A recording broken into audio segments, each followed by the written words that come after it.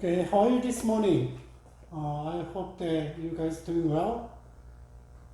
Yeah, this is a good day. And before we start off the lecture, and can we think about how you have been changed? Just think about, look back when you were a child, when you were kids, and then junior high school and high school. Maybe you are in college or after college. So think about how you have been changed. Is in terms of, especially in your thinking and in terms of your personality. Sometimes maybe depends on how the psychologist depends on the psychologist. Some psychologists say that we couldn't change our personality, but some others say that you cannot we cannot change our personality. Depends on how they view the personality. But sometimes when you see when you see history, and then we can see that a lot of things change. Even though sometimes nation rise and falls and like this. And then what about the philosophy? They sometimes it changes slowly, but sometimes they change a little by little, not radically. Sometimes really change it radically, but little by little, and at the end, 100 years later and 200 years later, and they are totally different from before, right?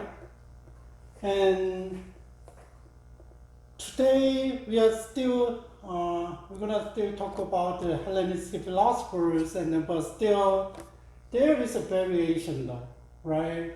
And still they have this main idea, and they belongs to main school that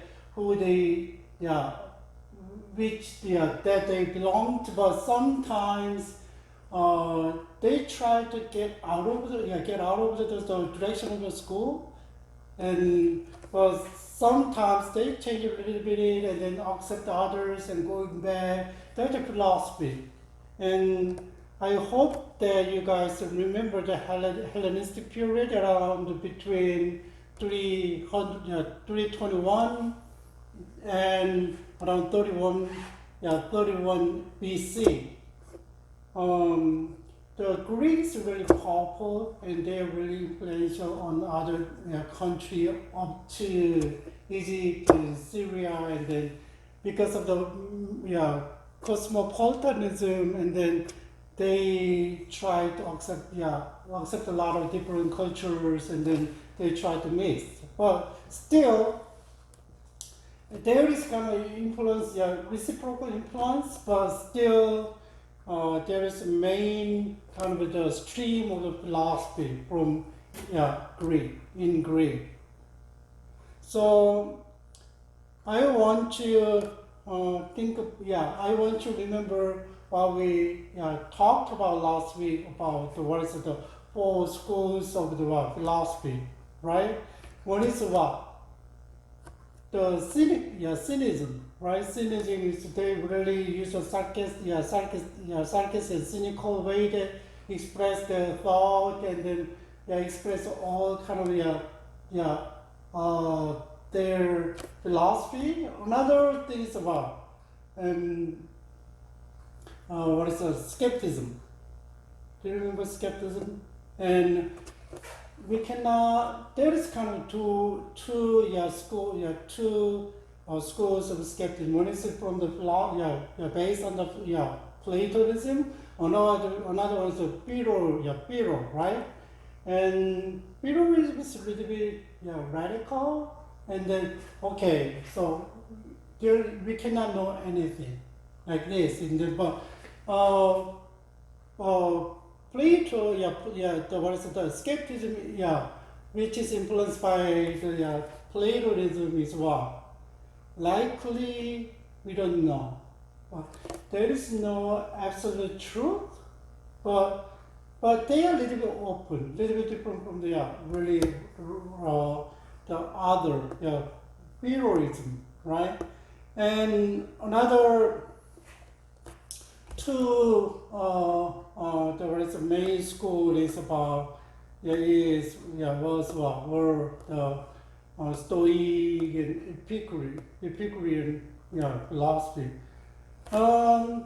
I cannot see the Epicureanism, and times go by, and then usually some of them is Stoic, based on the Stoic philosophy, and based on the skepticism, and But as times go by, it's hard to see the Epicurean philosophy.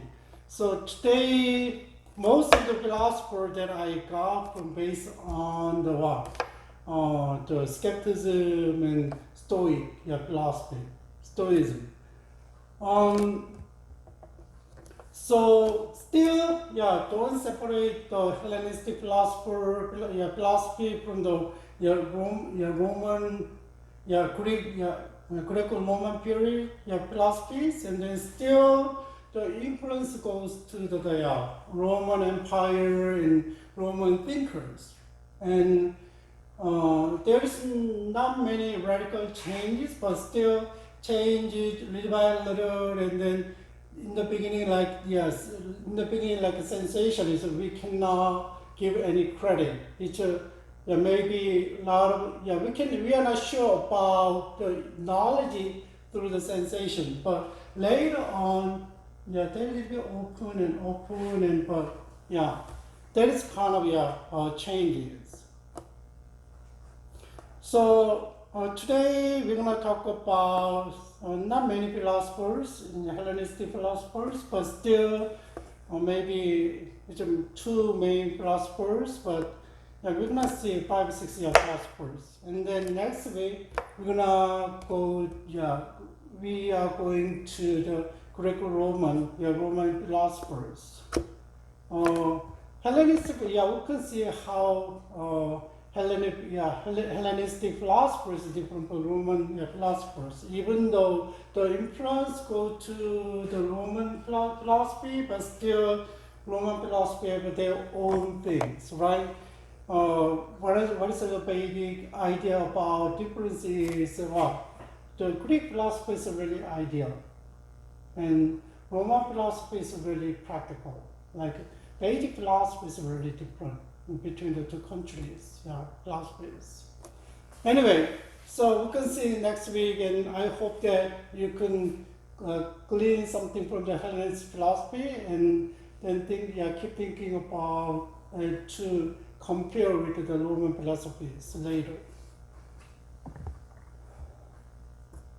Another philosophy is Chrysippus of Soli. Chrysippus is he's a Greek Stoic philosophers, and then he is from he's from the native of Soli in Sicilia, but he moved to Athens as a young man, and where he became a pupil of the Cleanthes in the Stoic school. So he, even though he was young and he wanted to learn the philosophy, and he joined the Stoic Stoic school, right?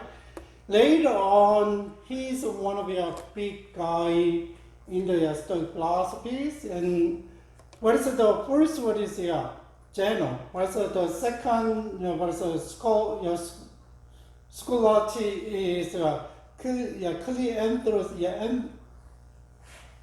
Cleanthes, right? Cleanthes, and the third one, he became a really scholarship, and then school of the become the head of the school, Stoic school around BC 230. And what is his contribution is to expand the fundamental doctrines of Zeno, of who's founder of the Stoicism, and the forum of the schools, and which earned him the title second founder of Stoicism. So it means that maybe there is a radical changes compared with Daniel, the first founder, the founder. So let's see, and maybe we are not gonna compare specifically a lot, but we can see how they are changed from the founder, what's the Daniel, who's the founder of the Stoic philosopher Daniel, right? And he's really a great kind of guys and philosophers in Stoic philosophers. So Zeno and Cleanthes, and then what? The Chrysippus, right?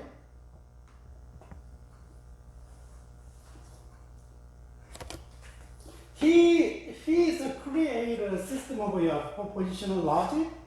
I don't know whether you have heard about the propositional logic. And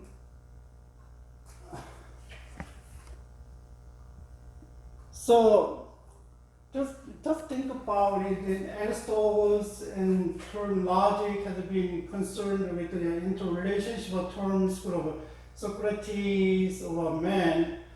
Here is the syllogism, and then all men are mortal.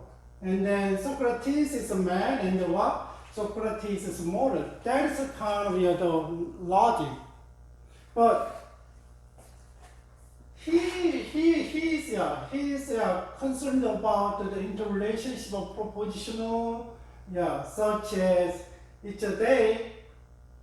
If it is day, it's light. But it's a day, right? So it is a light. That's a conclusion. That kind of the logic, he created that kind of logic. So even though the earlier Megarians dialection had worked with this field, but the pupils of Aristotle had investigated the hypocritical syllogism.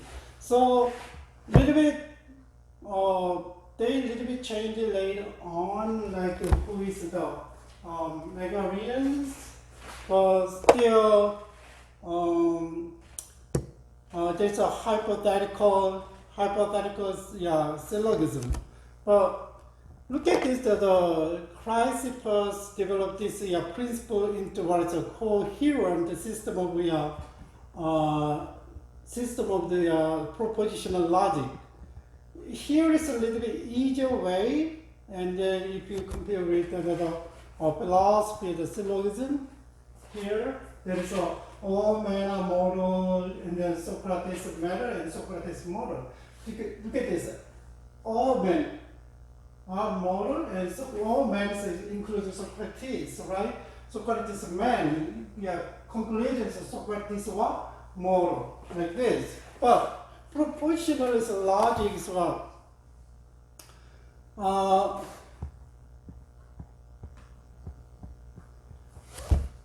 Sometimes a lot of different kind of names, not lots, maybe 4, 5, but one is another name is zero order logic. It's the first order logic without variable or quantifiers. So here's the premise. If P is Q, right? P is Q and Q is here, and Q is here, and then conclusion is Q. That is the kind of logic, the propositional logic. Here is a little bit, and there's a lot of connectivities here, and then just remember that it's easy, right? If it is raining, then it's cloudy, and it's raining, it's cloudy. Just think about the syllogism that is kind of developed from the Socrates, a little bit different, right?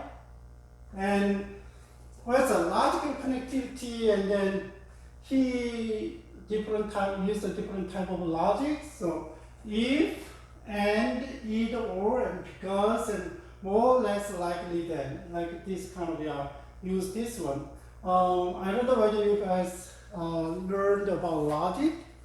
I started philosophy in Korea, and then I had a logic classes.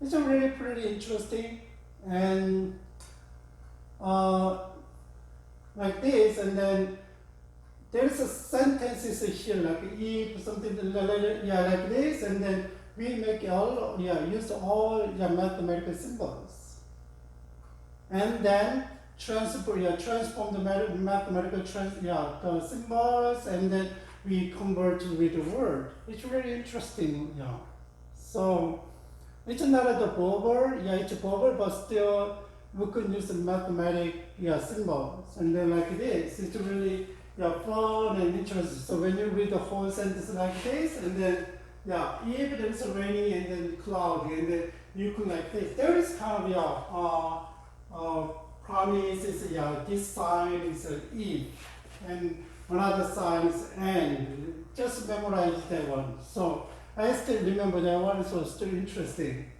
But there's a logical connectivities, and then here's a types and examples. There is if, like this. If it is a day, it is light, but there is no conclusion, right? But we can use a connectivities, right? What about and? It is a day. It is day and it is light. Connected to one, but this is a conditional, right? If. What about either or? One over both, right? And either it is day or it is night. You can choose one over one, right? Either. What about because? That is a cause. Cause, and then it's a because it is day and it is light. But what about it is night, but you cannot make it is light? What about the more likely or less likely? If we say more likely is coming, there is more possibilities there, and less likely, less possibility. So more likely it is day than it is night. More likely, but we are not sure. So when they do kind of logic, use the logic and use the type of the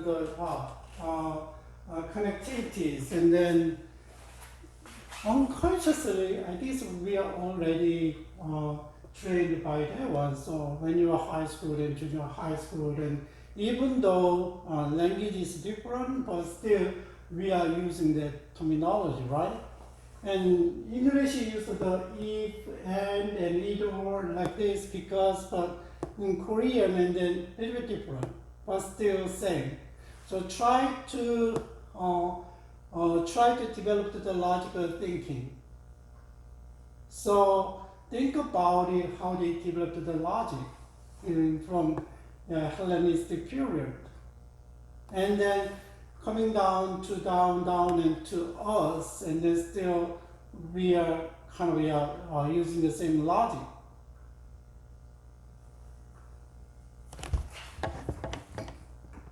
This is another way that he kind of developed, and then he used this logic, right? And then that's a propositional logic. And he developed another syllogistic or the system of deduction in which he made use of 5 types of basic argument or argument forms called what? He said indemonstrable syllogism. Indemonstrable syllogism. That is he used another form of the logics. And we can see what kind of logic is that. Here it is. So name is it's not our name. So the nodus ponens. Here is a description. So maybe I don't know the Greek, but still if you know the description, and then you can understand. And if A then B, what? B, yeah, if and B and what? And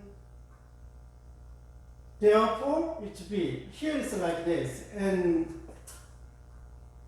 if it is day, it is light, and it's a day. Do you know the A is kind of a then and A is a repeat? And then therefore, what? This B is the conclusion. That's a kind of logic. Know those opponents. And it's not a,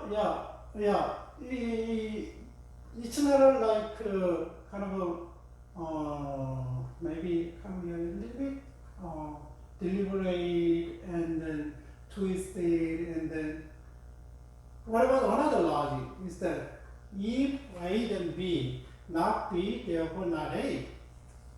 And here it is, and if it is day, it is light. It's not light. What's the conclusion? Therefore, not B is, it's not day. Right? It's not day. No.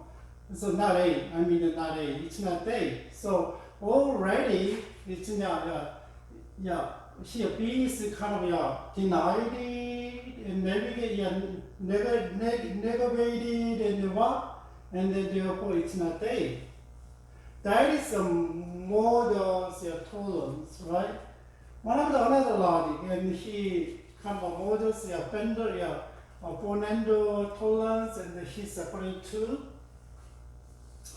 Here is another logic. Maybe if you go to law school, maybe you can use this kind of logic, and then maybe math. And here is not both A and B. It's kind of denied both A and B, and then therefore not B. Here it is.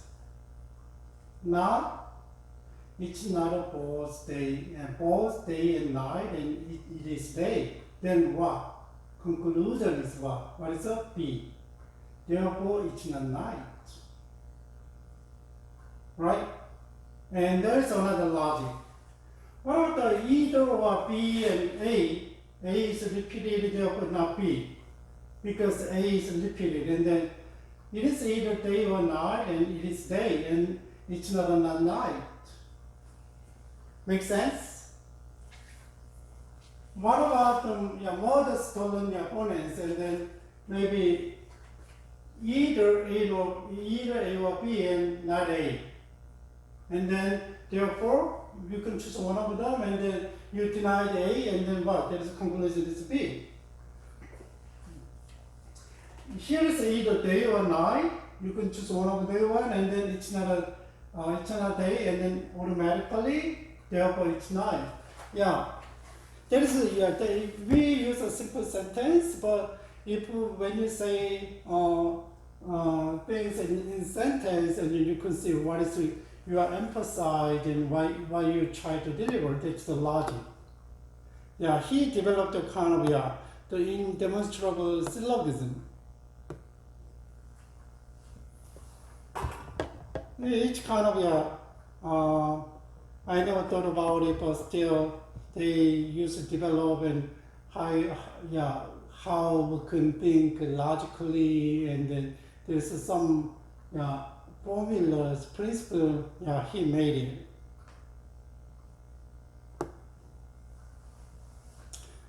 What about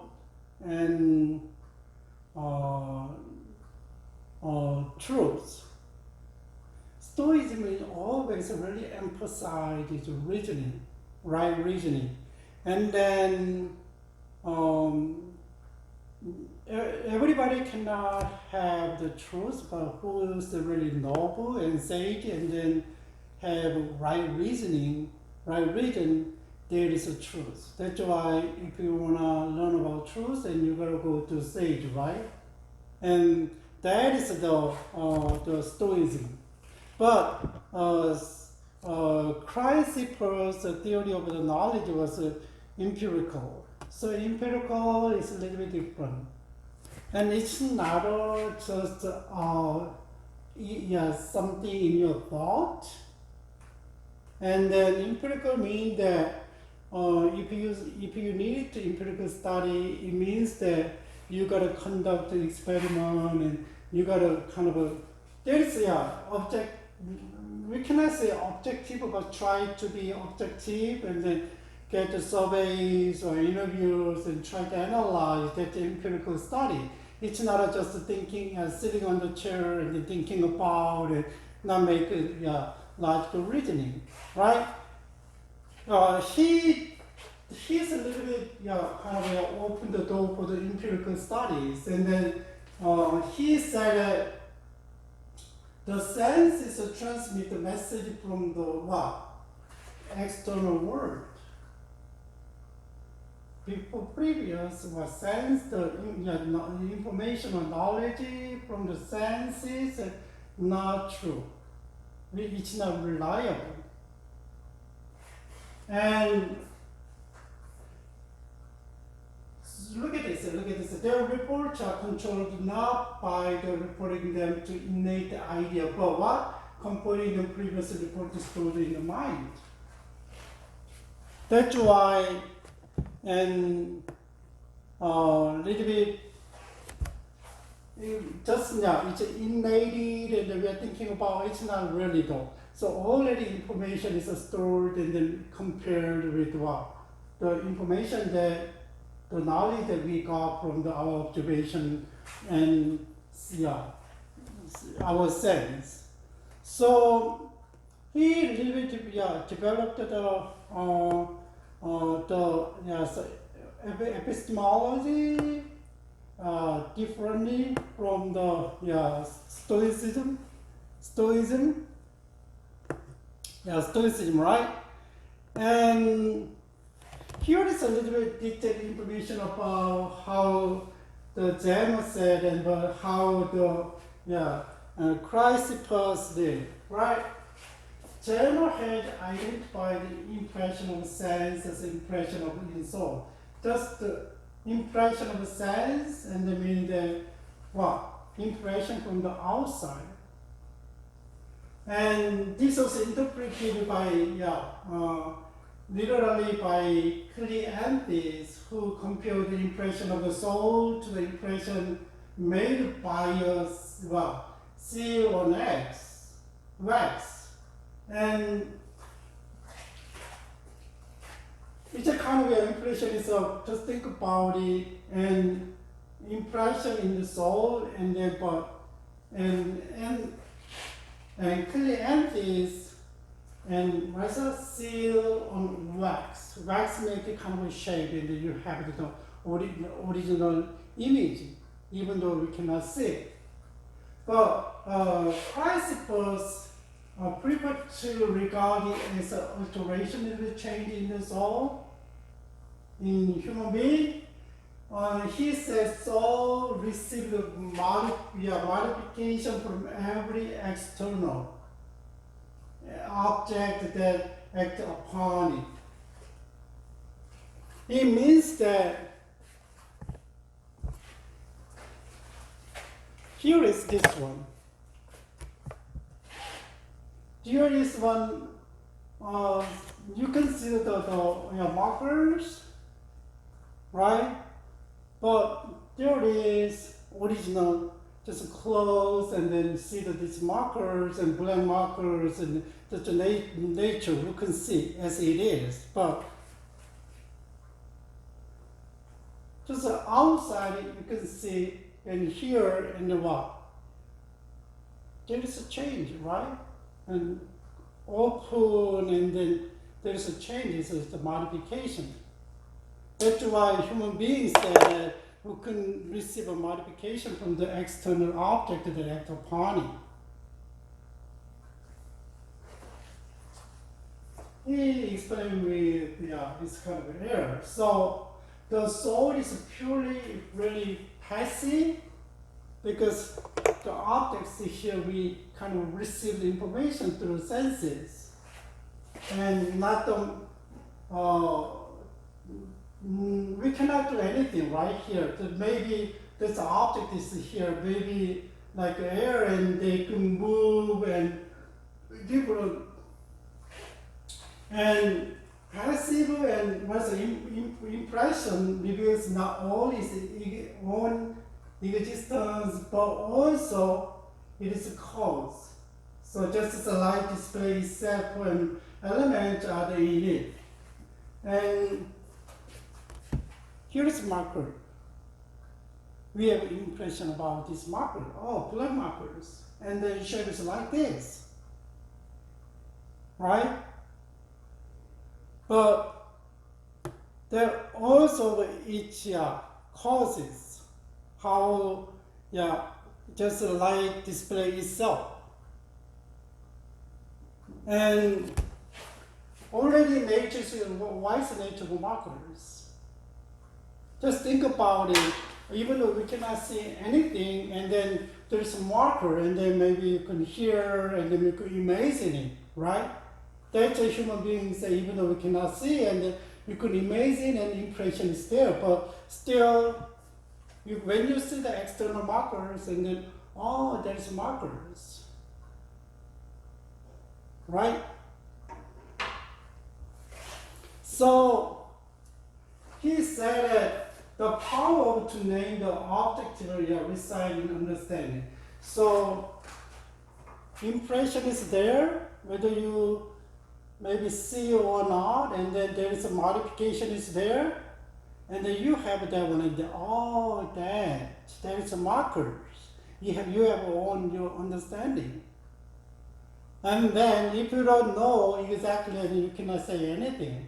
Maybe you can guess, explain, but it's hard to say. But and then you, first, and the impression comes first. But if you see the markers and the natures, and then how to use it, and then you don't remember why it's markers, and then there's understanding comes. And then the power of utterance. With the power of utterance express speech, the affection to receive from the object. Any kind of impressions and other things, and then you can express in speech, in word.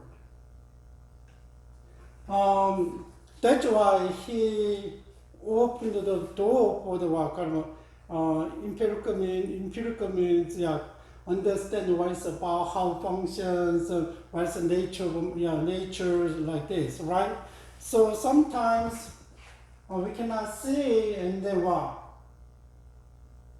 cannot have a right imaging. Always in your mind, and there's a lot of philosophies like that, and in your reasoning, it's not a practical world, and then but they don't give them much credit about the practical world because we cannot conceive, we cannot receive the information wrong.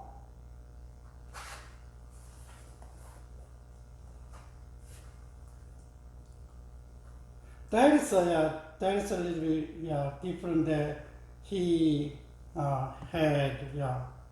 So he said that the true presentation is after you learn impression and understanding, and then you gotta present, and then you present.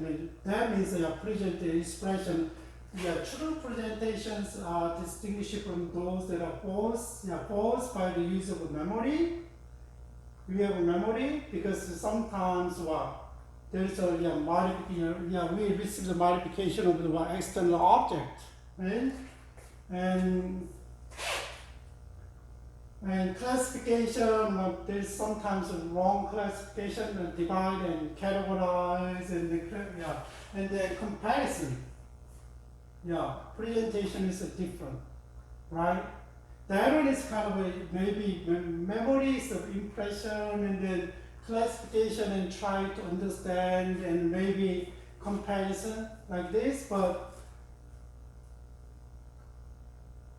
so if we have the sense of organ and the mind that are healthy and provide that the external object can be really seen or heard, the presentation, due to its cleanness and distinctness, has the power to exert the assessment that always lies in our power, and to give or to withhold. That is, depends on how. Here he said a while ago, usually sense of organs and mind are healthy. If your sense of mind and organ is healthy, and then you can reduce the always kind of false and falsehood. And in a context in which people are understood to be rational beings, reason is developed out of these notions, and try to give what, to try to get the truth. Still, even though he opened the door, to open the door for the empirical kind of knowledge, but still, rational being means that really people can do the right reason, have what, and they can develop the definitions and notions, right, and understanding of the truths. Not everybody. So you can see that the philosophy is not just for the ordinary people. Who I don't remember whose name, and then if you want to study philosophy and you need friends who are the rich, can help you.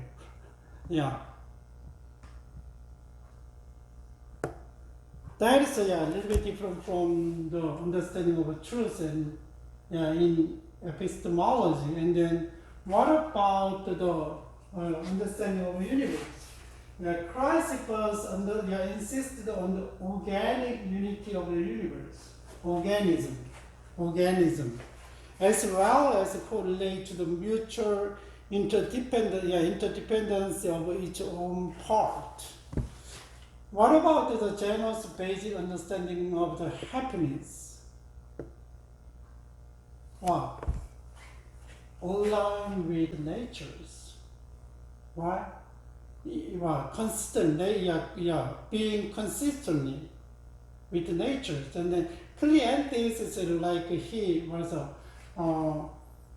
with nature. He kind of entered with natures, and then and kind of so align with in that's a general Stoicism is basic understanding of the happiness, and then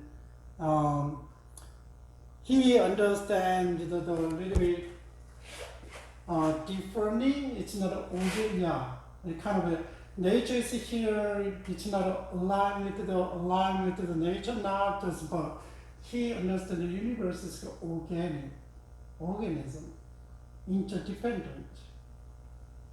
We are not aligned with the natures, right? That's a little bit different. So he said that universe is a soul and guide of itself. Soul. And still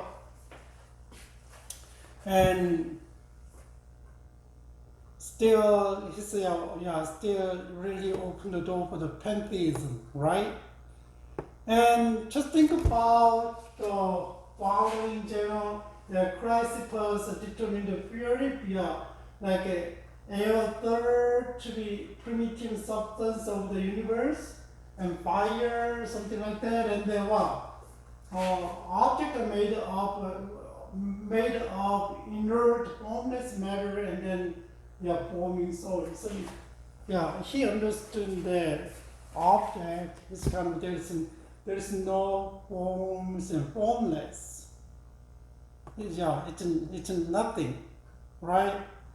And but he's from the nothing made of matters and informing soul. It just seems like same as the Genesis. right? God created it.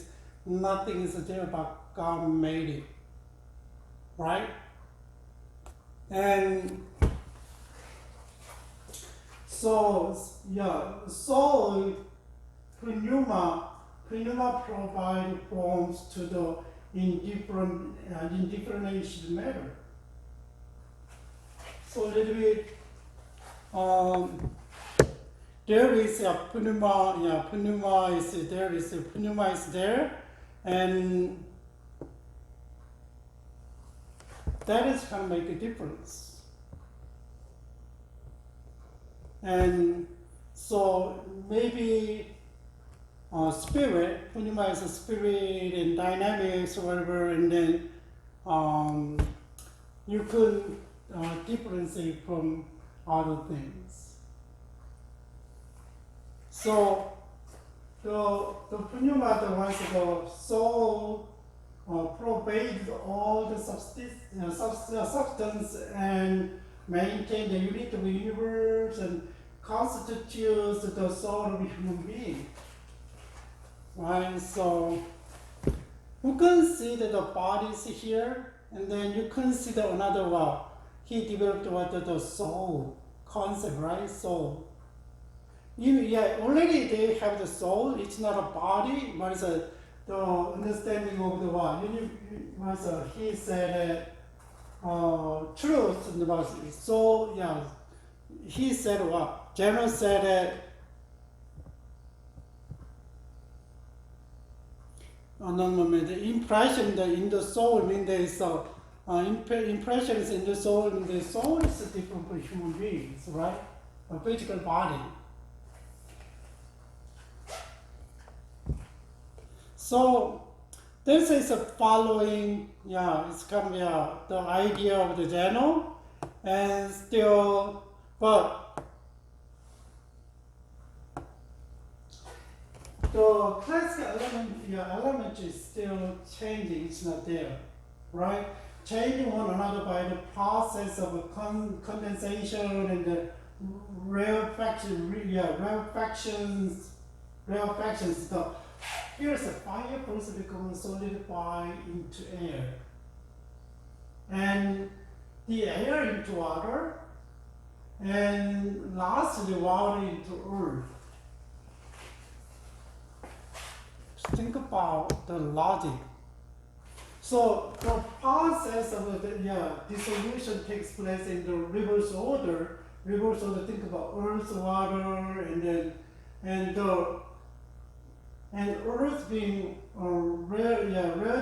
rarefied into water, water into air, air into fire. The fundamental substance is fire and air and water.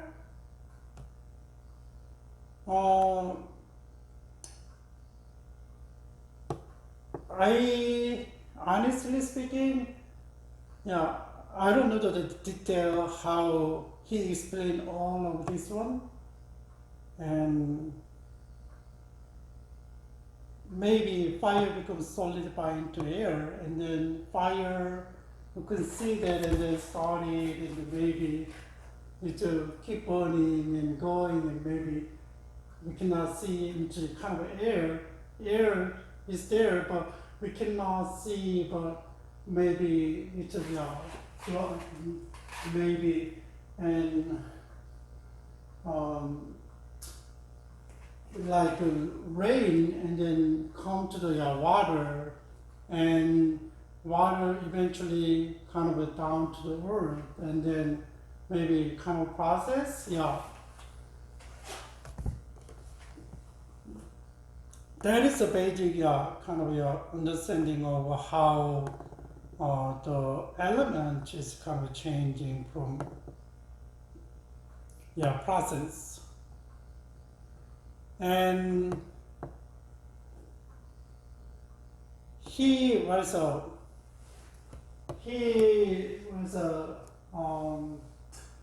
Christ person divided human souls, the function of human souls, to 8 functions. And just think about human beings' soul's functions, but it's not a physical, but inside our human being, there's five senses, right? See, hear, smells, taste, right? Sense. Five senses, and then the power of reproduction, another the human functions, and yeah, that's why we keep not human beings, animal too, but other plant and living stuff, and then the power of speech. We can communicate each other, not like animals. But what about, and the ruling part is located in the chest rather than the head. Ruling part. Maybe it's a heart in the chest, in your chest is not a head. That is a basic human soul's functions and faculty functions, right?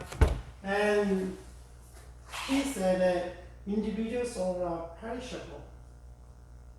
Individual soul are perishable according to the view of ordinary classifiers. The soul of wise people survive longer after the death.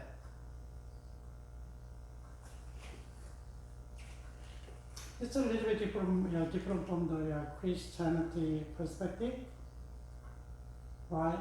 And depends on how you understand the human body. So maybe after we can talking about the Roman philosophers, and we can, that was a big issue to understand the human being, how you understand. And he said that soul is perishable, meaning that depends on how you understand human bodies, physical and non-physical. Two part, non-physical is two part or three part, one part. Like just soul and body, like this. Eventually, the human being is nothing. Maybe he said the souls of the wise people survive longer after their death. But eventually, perishable is gone. But if you think, if you think about the understanding of a human being in terms of Christianity and our spirit not perishable, right? A little bit different. Lives forever. But where are you gonna live after that? But Christ first, and then he said, eventually everything is perished. Eventually. So no individual souls can survive beyond purely conflagration when the universe is renewed.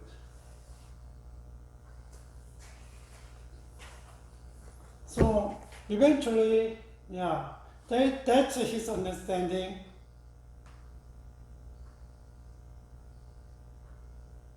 What about those, Stoics, the Stoics view of fate is based on the view of the universe as a whole. So individual things that personally come into consideration as a dependent part of the whole. This whole. So everything is determined by these relations, and consequently subject to the general order of the world. That's why according to the Stoicism, and that's why I try to be aligned with nature. And there is beyond the order of the world, right? Try to figure it out and align with it. But they didn't say that then they didn't say that that's the God, right? But Chrysippus, and he said all things happen according to fate. Still he accepts. And what seems to be accidental is always some hidden cause, but there is no accident. There is no by chance, right? Always there is a hidden cause. The unit of the word consists in the what? Chain-like dependence, cause upon cause. Well, who is the original cause? Who is the original cause? And nothing can take place without any sufficient cause. And according to the Chrysippus, every position is either true or false, and then this must apply to future event as well. So that's why he said still is aligned with the Stoicism, but still a little bit different, right? And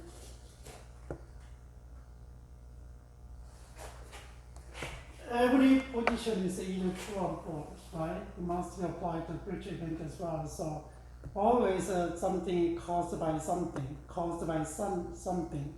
He understood like this. And there is still fate, right? But we don't know the what is the cause. So a little bit different, but a little bit different. He developed a different way. Here's another difference. Stoic believe that the universe is God. Universe is God. How many gods in the universe? So how can we say the universe, right? And Chrysippus affirmed the universe itself is God, and the universal outpouring of each soul. So this is the guiding principle of the universe. So operating in mind and reason, together with the common nature of the things and the totality which embrace all existence. That's the universe. Operating in mind and what? Based on this belief, right? And reason, mind and reason, together with the common nature of the things and totality. So, based on this belief, and what is physicists and philosophers also. That one is he said and based on this one, there was a philosopher Max Bornhard, Weinstein said he is a pantheist.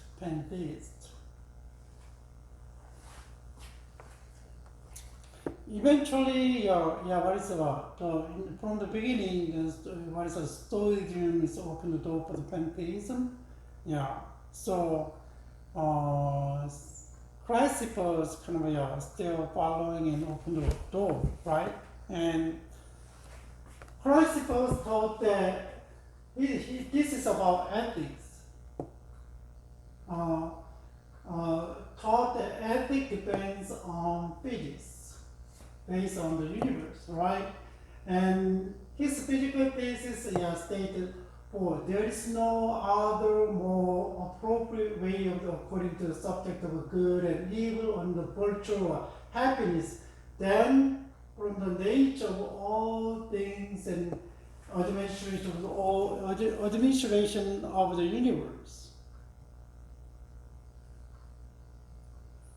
Eventually, what? You gotta know the universe, and there is no other more appropriate way to appreciating subject of the good and evil on the virtues, happiness, than the nature of all things. So that is so. Yeah. So he said the goal of life, he said, is to live in accordance with the experience of the actual process of natures. So we already talked about he really opened the door for the empirical, and then before there is a right reasoning, and but little door that's why, and the Stoicism is like what? The goal of life is to live in accordance with nature, but he said what? Live in accordance with what? Your experience of the actual course of nature. What is the actual course of nature? And you're gonna kind of understand and see, and then live with the natures. Little bit different, right? Yeah, different way of expression.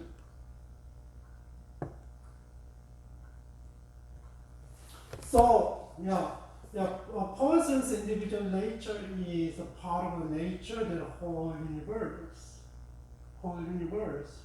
You know, the understanding of organic interdependence, and this life should live in the accordance with one's own human nature as well as that of the universe. You are the part of the world, and live a life, human being, by your nature of a human being. What is a human being's nature? That's another question, right?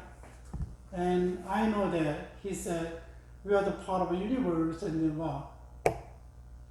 what is the human being's nature? So that is I don't know how we understand about human beings, and then this is a little bit question that I have, but still we can see how we understand as a human being. He said human nature is ethical. What do you mean ethical? Live life in what? In virtue. Virtue, right? It's not a, He said it, and humankind are keen to the divine. Very connected with the divines, and then embrace from the primal fire, and then ether, right? And though he is the embodiment of reason, still there is even though and there is a reason is a part of your head, and then people should conduct themselves accordingly. And just think about it. Living is not in easy way to say that not just following what you desire. Maybe that's just harms for yourself and harms for others, but that's not good. There is a different desires, right? Always they are focused. The basis of the philosophy is about the right reasoning. Right reasoning connected to their virtue. Just think about virtue is not bad things, evil things, right? That is he said it, and then people have a freedom, and his freedom consists in emancipation from irrelation desires, lust, riches, and kind of desires, and position in life, and dominations like this. Irrational desire. This is irrational desire from you are being free. That's the freedom kind of gives you happiness. So if you are freedom, if you are happiness, and you can get away from this one, and that's a human being's basic freedoms, and he's subject to the will of the reason. So really give up, and then whatever whatever you can do is follow the religion.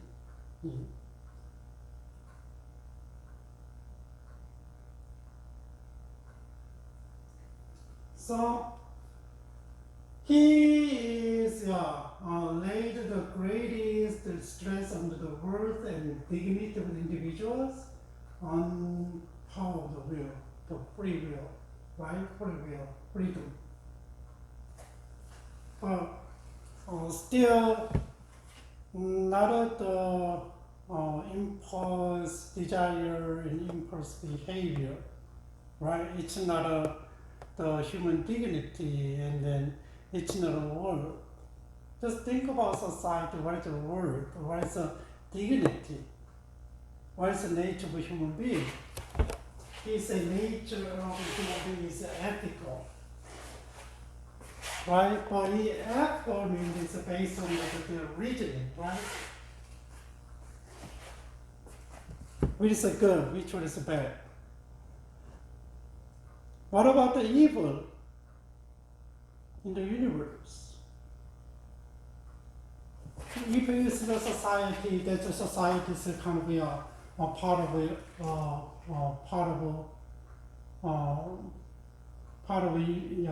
universe is a part of it, the society part of the universe, and then he is responded to the question of how evil could exist in the good universe. Because human nature is ethical and following the human nature, and then what? The universe is good. There is no evil in society that we are live, right?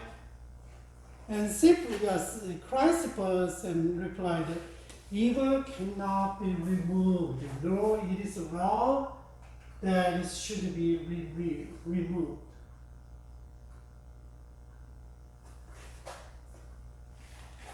Here is a kind of his defense. He argued that following the Plato, it is impossible for good to exist without evil, right? So whatever, how can we say that good and evil? We don't know without evil. Or justice cannot be known without injustice. Courage without cowardice, temperance without intemperance, and wisdom without foolishness. There is kind of a dualistic worldview, understanding. There is a contrast, compares, right? So one of these one is defined what? Good defined evil, evil defined good. Secondly, he said apparent evil exists as a consequence of nature of goodness. Nature of goodness. It was necessary for the human skulls to be made from small and thin bones of reason, of utility. But this superior utility meant that skull is vulnerable to blow.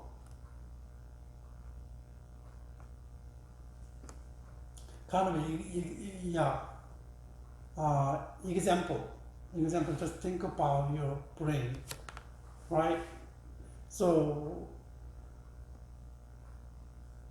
consequence of the nature of goodness.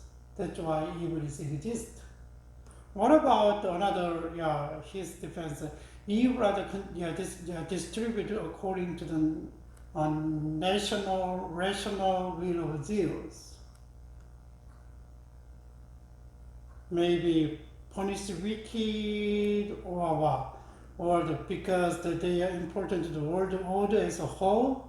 The evil is a good under disguise and ultimately conducive the best. Right, sir? Eventually, evil is not itself, but it way to the best and goodness. That's why he explained the evil in society, in the universe. We can see a little bit talk about the evils, and then empirical, a little bit different, and the human being is a little bit different. Yeah, understand is a little bit different, and yeah, that's the Chrysippus, and then that's why he developed a little different from the Geno and the Cleanthes, right? The previous the head of the philosopher, Stoic philosophy. Here is another philosophers, and then he's a little bit different. He's not a Stoic philosopher, but he is the skeptical philosopher. He's a Carneades. Carneades is he's a Greek philosopher, and then his most prominent head of a skeptical academy. There is I already told you two different skepticism is based on the Plato philosophy. We call it academic skepticism. Another one is Pharaohism. Pharaohism kind of skeptical like nowadays. There is no other things that we can know. Yeah, but the academic philosophy, the skeptical academy is a little bit likely, not absolute, denied the knowledge and stuff, and certainty. Here, a little bit different, but he was born in Cyrene, and later he had started to refute all previous dogmatic doctrines, especially Stoicism and even the Epicureans. So, skepticism, and just think about Stoicism and how they pursue the happiness. Little bit, they always religion is based on the religion is always basis, right? But whereas Epicureanism a little bit more sensible, it's kind of pursuing the happiness is with the sense, it's open the door for the sense.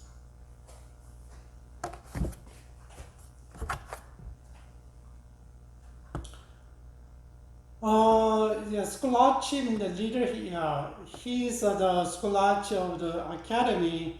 He was one of the three philosophers sent to the Rome around 155 BC, where his lecture on the uncertainty of justice and caused the consternation among the leading politicians.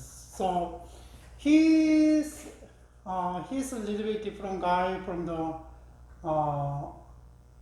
different philosophers, from other philosophers. But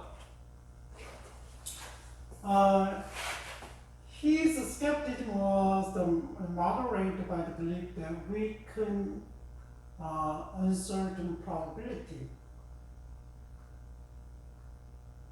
Mean that, but in the sense of truth, able us to act. And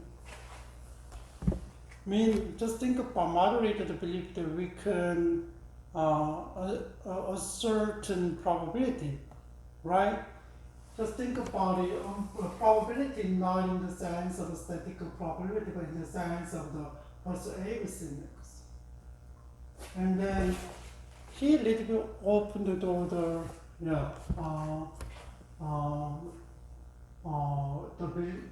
belief of the probability, and then he said that Carneades, he's really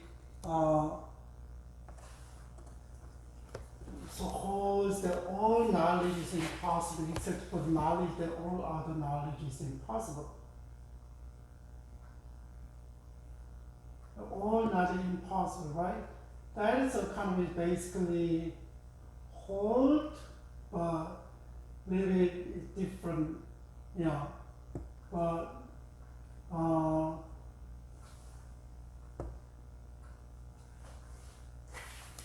and still he is a little bit, it's not a really radical skepticism.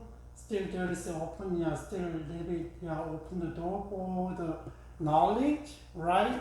And then he said that sensation and a single, but generally combined with the others. It's just think about sensation. It's not single and combined with the others, and which either confirm or contradict them. And he said that the greater, this combination of greater is the probability of the being true, which the rest of the combine to confirm. So I don't know which one is just there is he denied it, and he didn't deny everything. Everything that people cannot know, but still the better way if you combine, and then it's a better probability to be true. Maybe not all the time. That's the logic.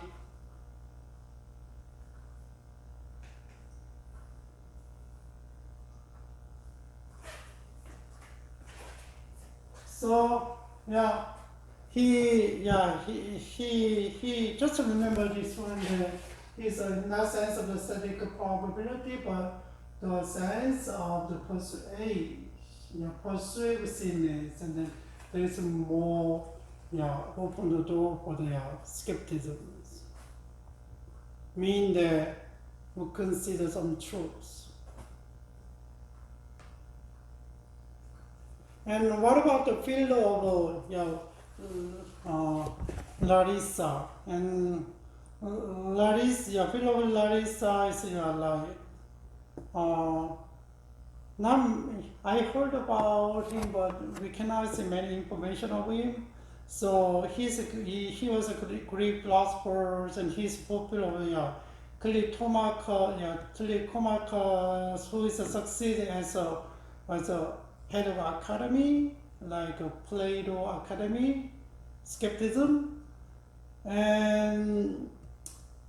but he during this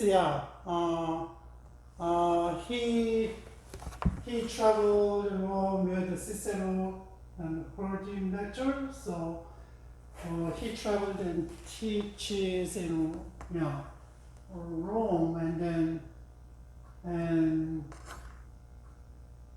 he was an academic skeptic like Carneades and the Clematis, but he offered more moderate view of the skepticism than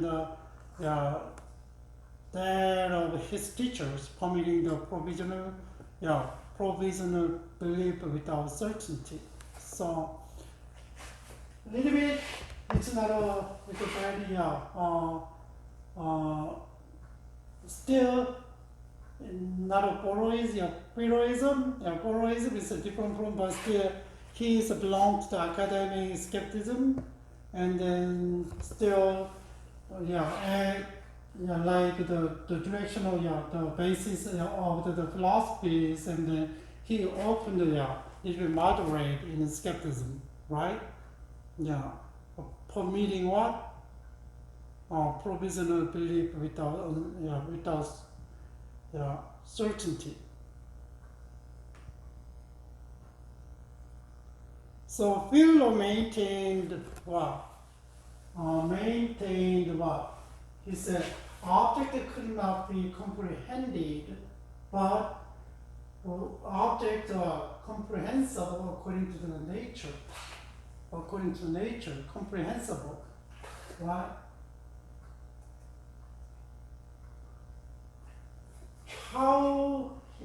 Just think about how we understand the comprehensible comprehensible object, and whether he referred to the evidence or the occurrence of the sensation which we receive from things, whether he had returned to the Plato or Platonic assumption of the immediate spiritual perception.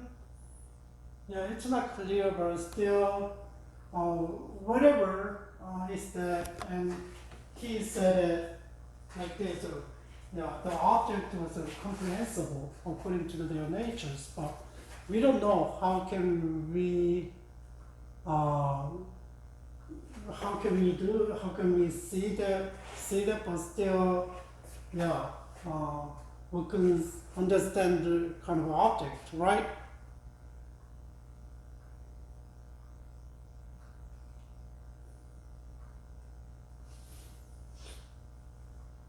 He's one of the Antiochus. He's the disciple. His disciple. He would not admit the separation of the old and new academy, and he still follow and get along with the academies. But he finds the doubt of skepticism even in Socrates and then Plato, and less perhaps in the new academy. To recognize or choose the birth to the skepticism. So, new academy, just think about new academy is a little bit open the door for the, they are a little bit moderate on skepticism. Still, there is,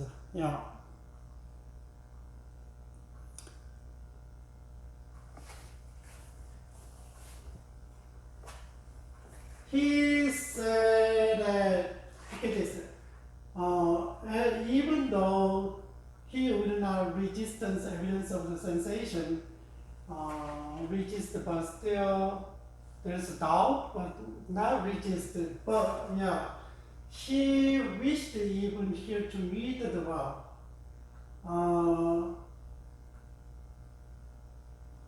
who antagonist who can endeavor to repeat his position. So he would not read and he felt the need of the subject of pressure. What he had provisionally set down in his mind and as a truth to the examination of skepticism. Still, just think about he did open the door to the sensations, but still just think about the opponent who wants to refute with him, but still he thinks okay, this is right, and then a way that he tried to see and read the truth to the examination of skepticism. On the other side, he did not doubt or having a sure conviction respecting the ultimate end of life. But that's why, and this is moderate skepticism, and academy is skepticism academy based on the Platonism, and it's different from the Poloism based on the Polo philosophy, right?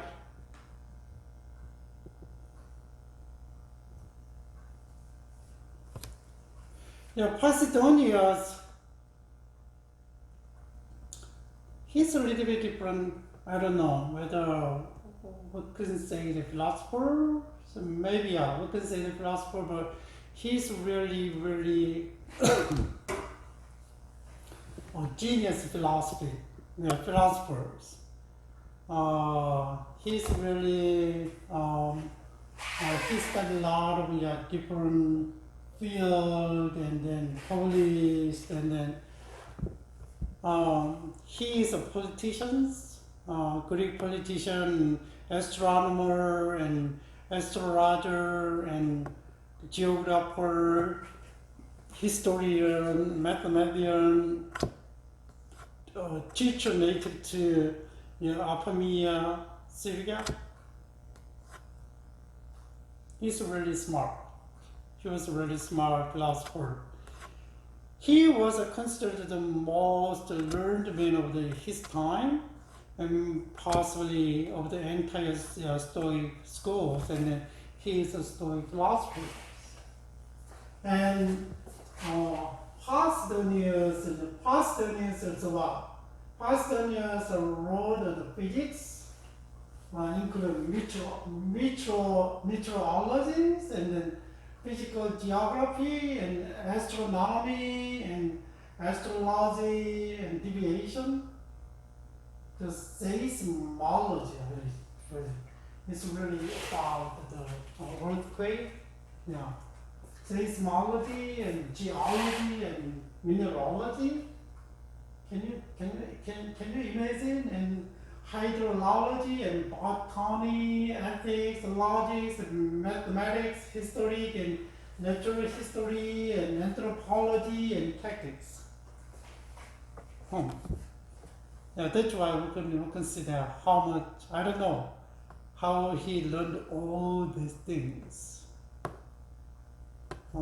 There is no time to learn and study. But he was.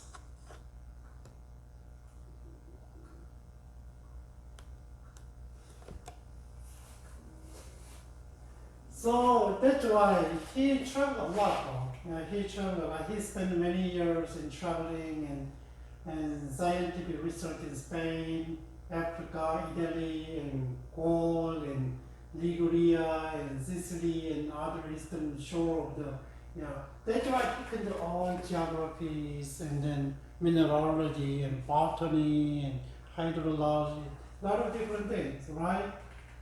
And he studied as a teacher in Rhodes, where his fame attracted numerous scholars.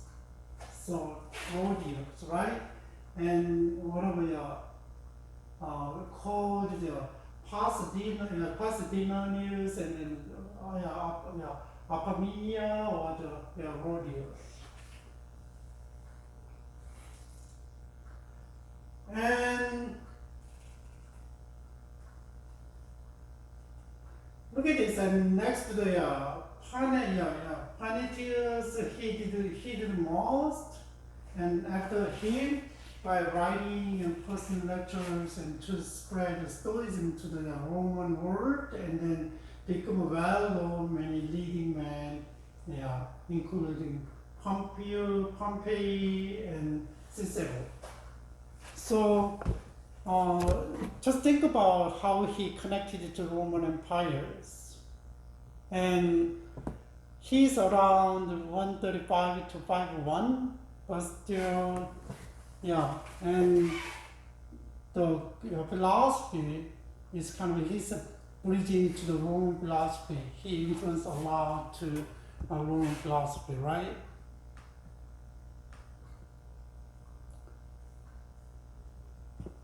And Posidonius is a big part of the political life, and he, I already said that, and he attained a high office when he was appointed as one of the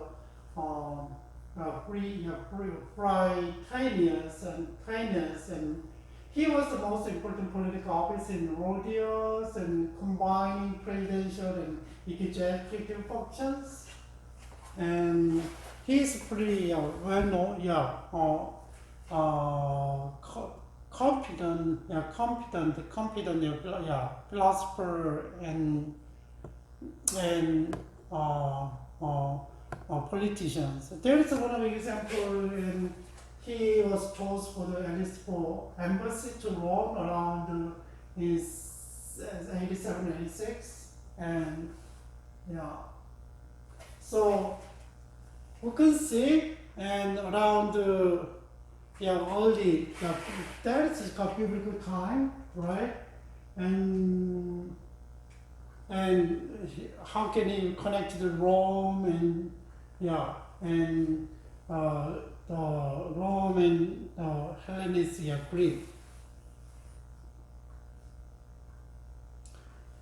And he accepted the Stoic categorization of philosophy into physics, natural philosophy, including the metaphysics and theology, and logic, dialectics, and then there's logic and dialectics, and ethics. So basically,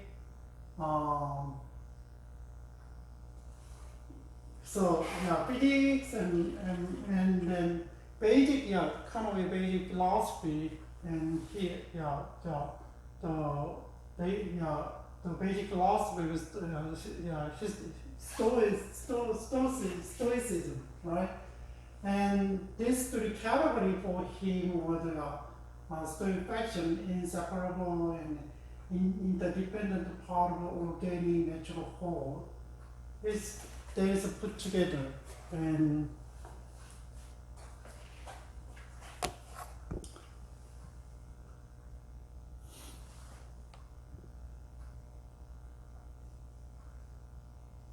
still, it's like who is the previous philosopher, and he is what's his name? Nowadays it's hard to memorize people's name. And Sisyphus, he accepted the was organism in universe, right? He is.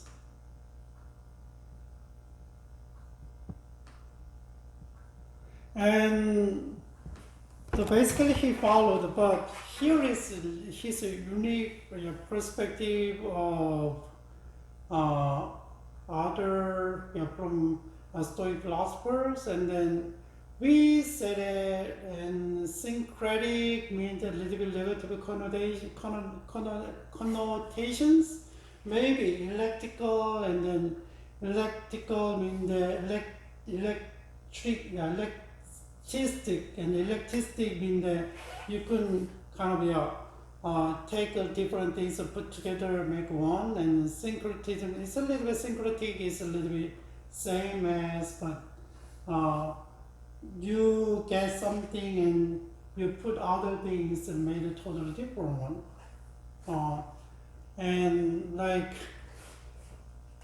he's Posidonius is really syncretic, meaning that he can get a lot of different philosophy and put together. So he followed he followed what the early Stoic, but made use of the writing of Plato and Aristotle. Still, he kept that one.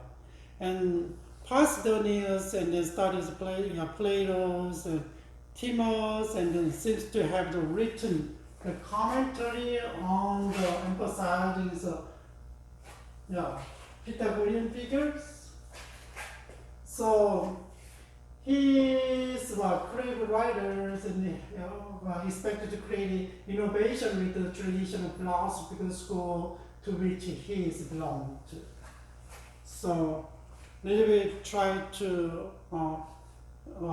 even though he's a Stoic philosophers, but he accepts what the Plato's, Aristotle's. It's a little bit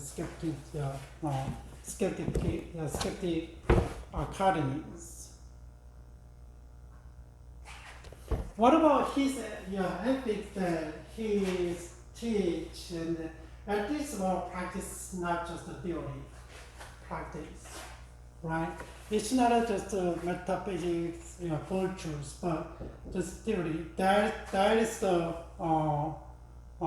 it's a really practical aspect of his philosophy, right? Posidonius. And so ethics involves knowledge of both the human and the divines, and there's a knowledge of the universe to which human reason is related. So it's not just following the desire that people have, but always there is what? Logic, reasoning, right?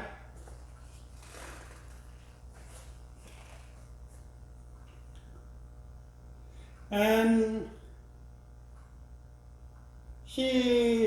so that's why just Stoicism is they have a monastery like they separate from the world and they try to pursue the what to be aligned with the nature, but he's kind of departed from the monistic psychology of the early Stoics, and then just try to engage more as real life.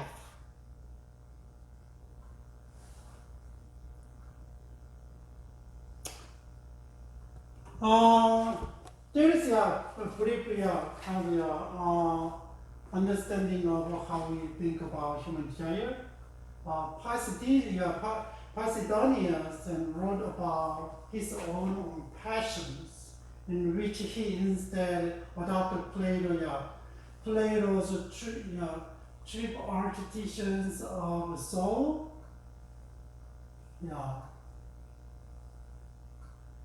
Which taught in addition to the rational faculties. And there is a lot of writing about passions. So he said that human soul had a faculty that was spirited, anger, desire of power, passions, and like this.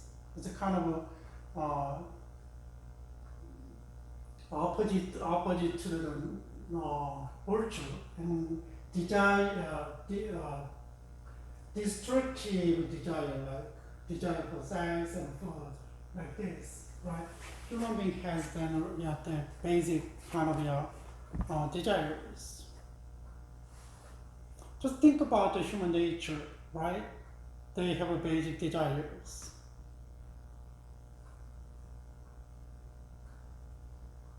Still same as Chrysippus, and then philosophy, he followed along with the Stoicism. Philosophical grand vision of Pasidonius was the universe itself was interconnected as an organic whole, providential and organized in each aspect, from the development of the physical world to behavior of living creatures. But really different what is it? And then his philosophy and ethics is like it's not just theory and the practice, right? And then look at this from the what's the whole universal world and organized from the what? Development of the physical world to the behavior of living creatures. So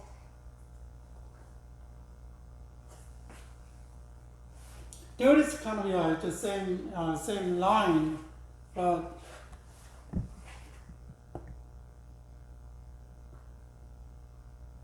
here is kind of contribution that he's a lot of different things. His writings on almost all the principal division of the philosophy made Pasidonius renowned international figure throughout the Greco-Roman period. And he was widely cited by the writers of his era, including Cicero and Livy and Plutarch and Strabo. And like this, a lot of people. So he's one of the Greek philosophers and gave a great influence on the Greco-Roman period and especially philosophy in Greco-Roman period.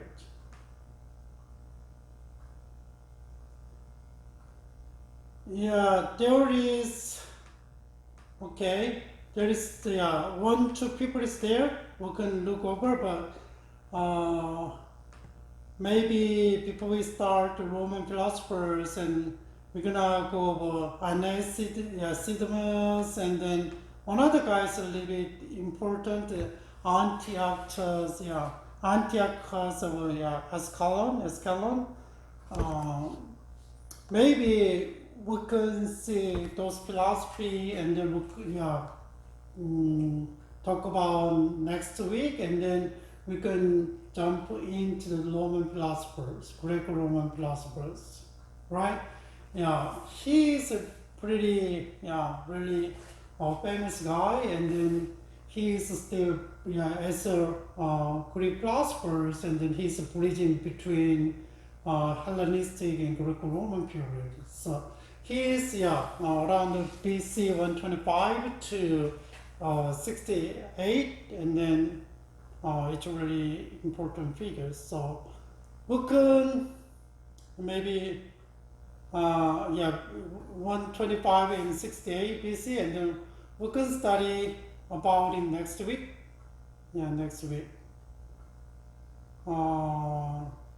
So I hope that I try to kind of introduce what's going on in philosophy during the Hellenistic period, and then how they developed their ideas and their philosophies, and how they extended, how they moderate, and then still usually just think about, and Stoicism is still influential at the time, and if you Korean, I can now see the many philosophers, but still, for the school of philosophy there, so Epicureans and Stoicism and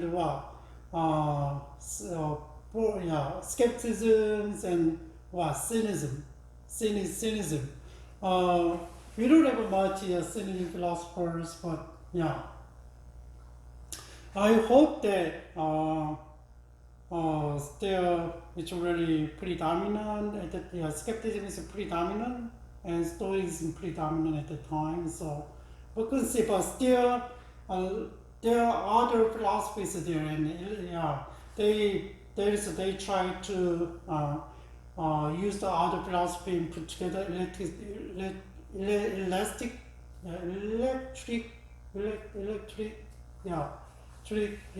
the perspective, and kind of make borrow the others' idea and put together, and then but there is some major philosophical schools in Hellenistic period.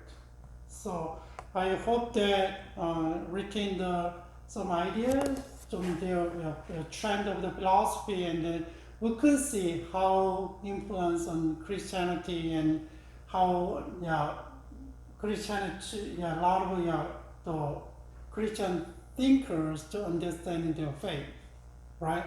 It's to understand the human being, understanding God, and a little bit different.